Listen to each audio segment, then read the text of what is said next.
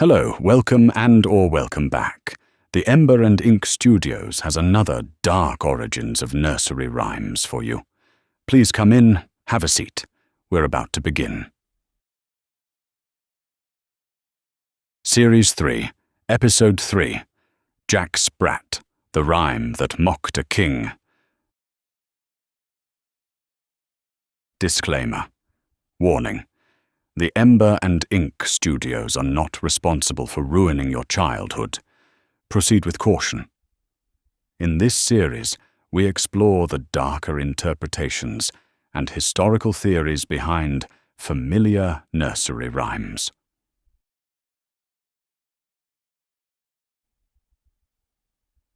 What is a nursery rhyme?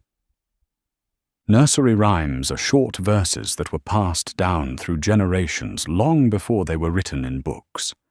Many appear playful and harmless, but historians have discovered that some rhymes may have been used to hide political criticism, social commentary, or real historical events. Disguised as children's songs, they could be repeated safely without attracting attention.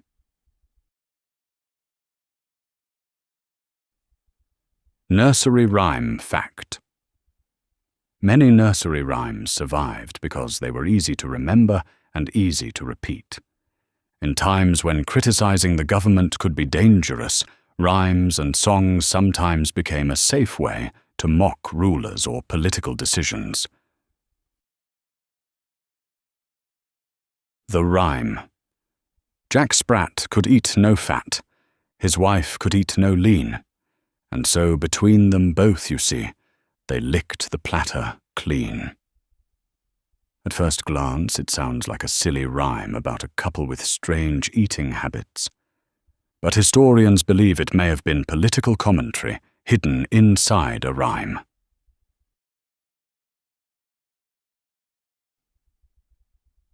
The historical theory.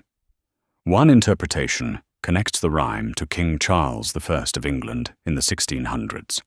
Charles attempted to introduce a new tax on food, specifically taxing fatty meat. The policy was deeply unpopular. According to this theory, Jack Sprat represented the king, who supposedly could eat no fat because the tax prevented him from taking certain revenues. His wife represented Queen Henrietta Maria, who was Catholic and widely disliked in Protestant England. The rhyme may have been mocking the royal couple and the unpopular policies surrounding them.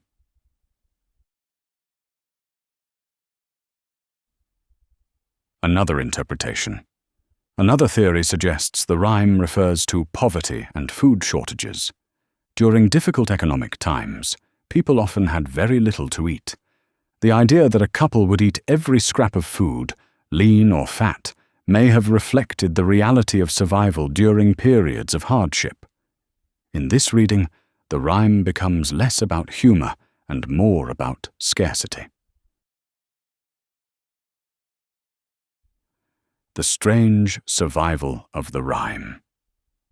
Despite its possible political meaning, the rhyme survived for centuries and eventually became something completely different. A simple verse repeated to children. Today, most people never question it. But like many nursery rhymes, the words may have once carried a hidden message. The strange marriage described in Jack Sprat also reflects a time when food was scarce and every scrap mattered. Another nursery rhyme gives us a glimpse of how families stretched their meals as long as possible. Peas porridge, the meal of the poor.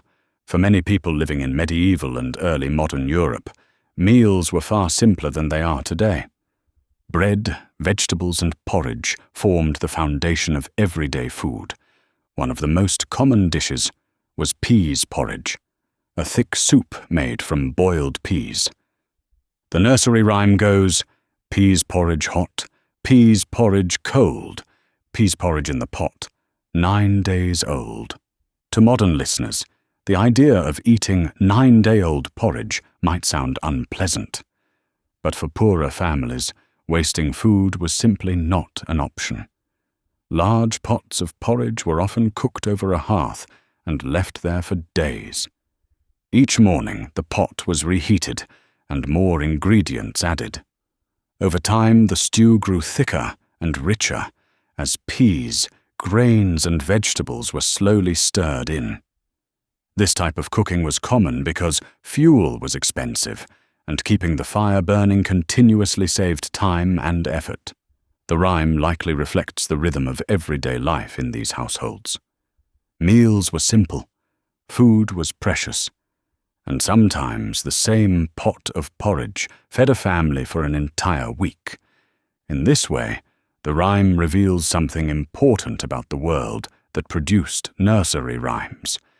They were not always playful songs. Sometimes they were small reminders of how people survived in times when every meal mattered. Sometimes history hides in plain sight, and sometimes the rhyme you learned as a child was actually mocking a king. The Ember and Ink Studios would like to thank you for listening. Is there a dark origins of nursery rhymes you'd like to know more about? Please leave a comment, give the video a like, subscribe, turn on notifications, and never miss another episode again.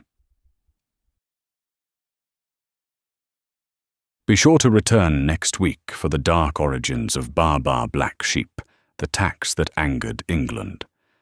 Sometimes the smallest rhymes carry echoes of the largest conflicts, and sometimes a simple song about a sheep might actually be about money.